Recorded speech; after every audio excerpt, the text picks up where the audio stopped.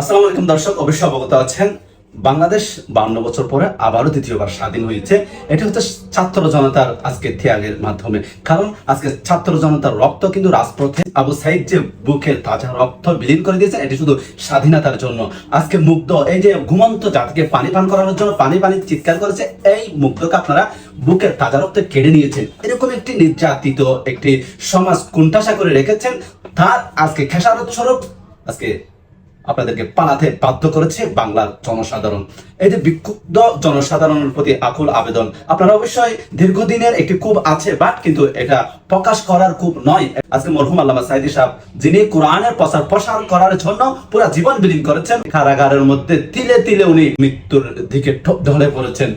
এমনকি গুম হয়েছেন ইলিয়াস আলী সহ হাজারো মানুষ। প্রতিফলন কিন্তু বাংলার আকাশে বাতাসে আজকে দেখেছে। তাদের আজকে হিংস্র আচরণ কিন্তু তাদের